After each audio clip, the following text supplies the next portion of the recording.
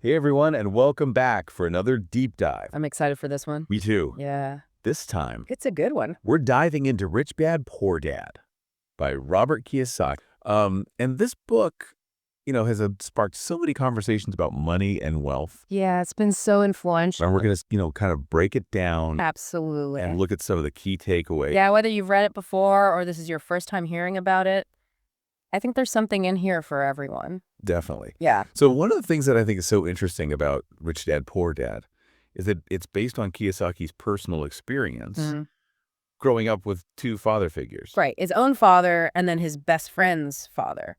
Exactly. A rich dad and poor dad. Yeah. So he had his own biological father, who he refers to as Poor Dad, who was highly educated. Yeah, went to college, had a stable job. Yeah, a government job, I think. I think so. Yeah. But struggled financially. Always. Always, yeah. And then he had his best friend's dad, who he calls Rich Dad. Yeah. Who's a high school dropout. Didn't have that formal education. Ended up becoming one of the wealthiest men in Hawaii. Yeah. So you had these two contrasting models of financial behavior. Yeah. And he really uses that to show the differences in mindset. Exactly. About money between these different groups of people. And I think one of the most profound things that Rich Dad, Poor Dad teaches us is that you don't need a high income to be rich. Right. It's not about how much money you make. It's about how you manage the money that you have. It's about what you do with it. Exactly. And I think that's something that is so often overlooked in our society. We're so focused on income and, getting a raise. Right. But it's really about the bigger picture. Yeah, building assets and making your money work for you. So Rich Dad defined wealth as the number of days you could survive financially. Without working. Without work. Right. So it's not about your net worth today. It's about how long you could survive if you didn't have a job. And that's a really different way to think about wealth. It is. It shifts the focus. And it kind of makes you think, okay, if I lost my job tomorrow, how long could I actually survive? And it forces you to start thinking about how to build those systems. Exactly. That can generate income even when you're not actively working. And that leads us to another really important concept from the book. Yeah, one of the biggest ones, I think. Yeah, assets versus liabilities. And this is where Kiyosaki kind of blows everyone's minds. It's so simple, but so profound. He says, rich people acquire assets. The poor and middle class acquire liabilities that they think are assets. And that really gets you thinking. It does. Like, wait, what do you mean my house isn't an asset? Right. And he challenges that belief that a house is an asset. Because it's often a liability. Because you're constantly paying for it. Yeah, you have your mortgage, property taxes, maintenance, all of that. And you have to keep putting money into it. Yeah, it's taking money out of your pocket. That's exactly than putting money in. And that's a really important distinction. It is. To understand. Because it helps you see what's actually helping you build wealth and what's holding you back. It's so easy to get caught up. Oh, yeah. In thinking that certain things are assets when they're really not. Absolutely. So Kiyosaki says that an asset puts money in your pocket. Right. And a liability takes money out of your pocket.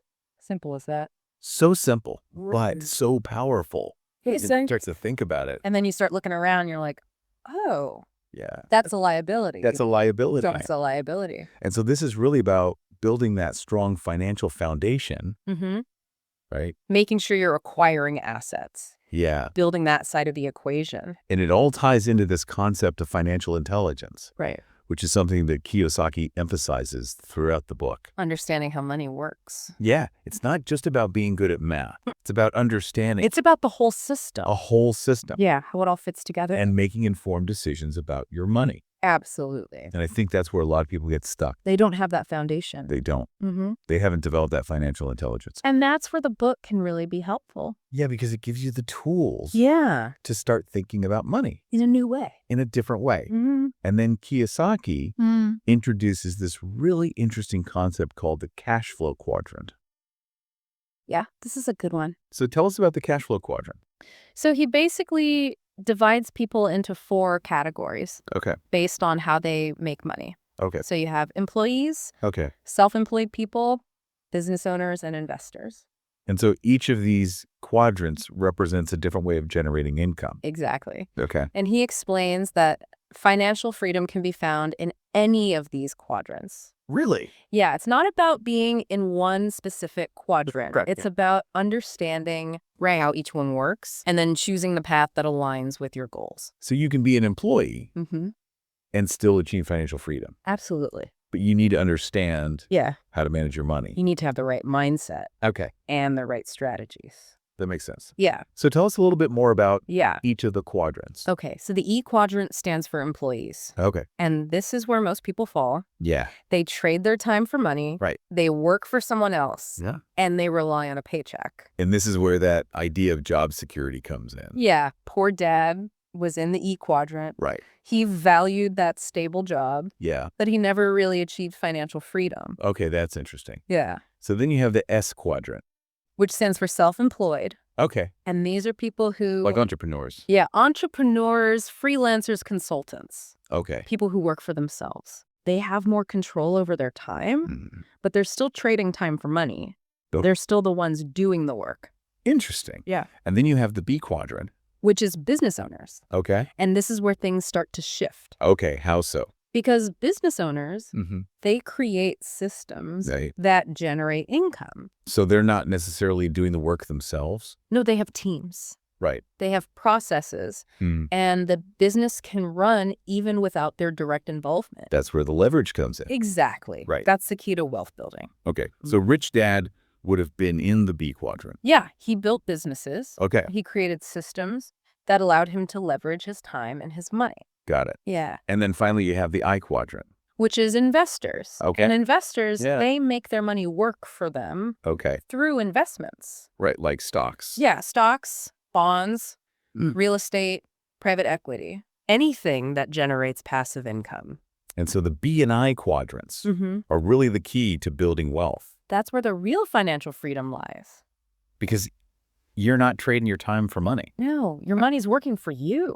Exactly. And you can create that passive income. Which allows you to live the life you want. Absolutely. So the cash flow quadrant is really a powerful tool It is. for understanding where you are Yeah, and where you want to go. exactly. And it really ties back to that idea of financial intelligence Right. because you need to understand how each of these quadrants works Yeah. in order to make the best decisions for your own financial future. And to figure out which path is right for you. Exactly. And I think that's what makes Rich Dad, Poor Dad so valuable. It gives you a framework It's for thinking about money in a new way. It does, and it challenges you to think differently. Yeah, to question the traditional advice Right. that we're often given. And to create your own path. To financial freedom. It's empowering. It is. Yeah. So we've talked about assets versus liabilities, Mhm. the cash flow quadrant, Mm-hmm. and this idea of financial intelligence. Yeah. So what are some of the other key takeaways from Rich Dad, Poor Dad? Well, one of the things that Kiyosaki emphasizes is the importance of overcoming fear. Oh, yeah. Fear is a big one, It is. especially when it comes to money. Absolutely. People are afraid to invest. They're afraid to start businesses. Right. They're afraid to take risks. And they're afraid to fail. Exactly. And Kiyosaki says that fear is often rooted in a lack of knowledge. The more you understand about money, Right. the less scary it becomes. Yeah. So he encourages readers to educate themselves, to learn about investing, Right. to learn about business. And to learn about personal finance Exactly. so that they can make informed decisions. And feel more confident Yeah. taking those risks. And I think that's so true. It is because when you don't understand something, Mm-hmm. it's natural to be afraid of it. Absolutely. But when you educate yourself Mm-hmm. and you start to understand how it works, Yeah. that fear starts to dissipate. It does. And you can start to make more empowered decisions Exactly. about your money. Yeah. So knowledge is power when it comes to finances. Absolutely. Yeah. Mm-hmm. And he also talks about how important it is to take action. Oh, yeah. You can't just read about it. You have to actually do something. Yeah, I have to put it into practice. Yeah. And he encourages readers to start small. Okay. You don't have to go out and buy a huge rental property or start a massive business. Right. You can start by reading a book, Okay. attending a seminar, Mm. or even just starting a small side hustle. Just to get your feet wet. Exactly. It's about building momentum. Yeah. Developing those good financial habits. And I think that's something that a lot of people struggle with. They get overwhelmed. They do. They think they have to do everything at once. And then they end up doing nothing. And that's the worst thing you can do Yes. because you're not making any progress. No, you're just staying stuck. So it's better to start small Yeah, and build from there. exactly. And Kiyosaki also talks about the importance of finding mentors. Oh, yeah. This is huge. Yeah, he says, the richest people in the world look for and build networks. Everyone else looks for work. And that's so true. It is. Because mentors can provide you with guidance, support, Yeah. and valuable insights. Based on their own experiences. Exactly. They've been there. Done that. They've done that. They've made the mistakes. So you don't have to. And they can help you avoid those pitfalls. Absolutely. So finding a mentor is really important. It is. If you want to achieve financial freedom. Yeah, and it's not just about finding mentors. It's also about building a network Of like-minded individuals. Exactly. People who are also on the path to financial freedom. Yeah, because you can learn from each other. You can support each other, and you can hold each other accountable. Yeah, that's so important. It is. To have that community Yeah. of people who are on the same journey as you. Absolutely. So Rich Dad, Poor Dad isn't just about personal finance. No, it goes beyond that. It also talks about entrepreneurship Yeah, he really emphasizes the importance of building businesses. as a key path to wealth creation. Exactly, because businesses allow you to leverage your time, Right. your resources, Right. and create systems that generate income. So you aren't just trading your time for money. No, you're building something. That can work for you, Exactly. even when you're not working. Yeah, he talks about how his rich dad built multiple businesses, Mhm. from convenience stores to real estate ventures. And those businesses provided him with financial security and freedom. Absolutely. And I think that's something that's really appealing to a lot of people. Yeah, the idea of being your own boss, Yeah. having control over your time, and building something that's your own. Very empowering. It is. And Rich Dad, Poor Dad gives you the tools to start thinking about entrepreneurship. Yeah, in a new way. Yeah, it challenges you to think outside the box. And to see the possibilities That's exactly. of creating your own business. And Kiyosaki doesn't sugarcoat it. No, he's very realistic. He talks about the challenges, the risks, Yeah, and the importance of discipline. absolutely. But he also emphasizes the rewards. Yeah, the financial freedom, the personal fulfillment. The sense of accomplishment Exactly. that comes from building something successful. Mm-hmm. And I think that's what makes Rich Dad, Poor Dad so inspiring. It is. It gives you hope Yeah. that you can achieve financial freedom, It shows you that it's possible. even if you don't come from a wealthy background Absolutely. or if you don't have a high income.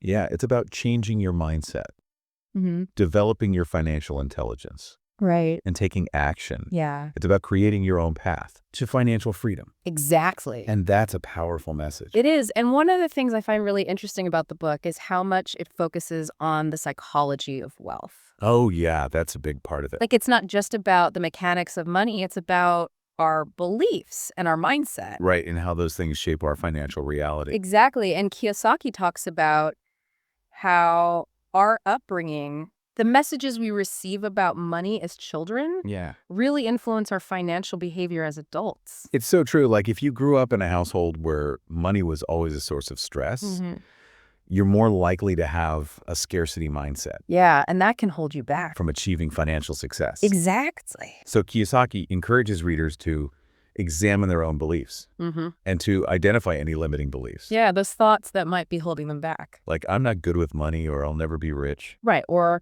money is the root of all evil. Yeah, those kinds of beliefs can really sabotage your financial progress. Absolutely. So it's important to be aware of them and to challenge them. Yeah, and Kiyosaki really emphasizes the importance of developing a rich dad mindset. Okay, so what does that mean exactly? Well, it's a way of thinking about money that empowers you Okay. to make smart decisions, to take calculated risks, and to build wealth over time. So it's about being proactive Exactly. rather than reactive. Yeah, it's about taking control of your finances. Instead of letting your finances control you. Exactly. And it's about seeing opportunities where others see obstacles. Yeah, that's a key difference. Between a rich dad mindset and a poor dad mindset. Absolutely. So how can we start to develop that rich dad mindset? Well, one way is to start questioning the traditional financial advice Okay. that we're often given. Like, what kind of advice? Well, go to school, get a Yeah. good job, save your money, Right. invest in a 401k, buy a house. Yeah, that's the traditional path. It is. But Kiyosaki challenges that. He He does. says that path can lead to a certain level of financial security. but it often limits your earning potential. Yeah, and it keeps you trapped in the rat race. So he encourages readers to think bigger, To explore alternative paths. to wealth creation, Yeah, and to create a life where they're not dependent on a job. for their financial well-being. Exactly. That's a powerful message. It is. And it's something that I think a lot of people are resonating with. Yeah, because the traditional path isn't working for everyone. It's not. And people are looking for alternatives. They are. They're looking for ways to create more freedom and flexibility in their lives. Yeah. And Rich Dad, Poor Dad gives them the tools It does. to do that. Absolutely. So it's a really valuable book It is. for anyone who's looking to take control of their finances. Yeah. And to create a life of financial freedom. And we hope you enjoyed this deep dive into Rich Dad, Poor Dad. Yeah, it's a book that's really challenged our thinking about money.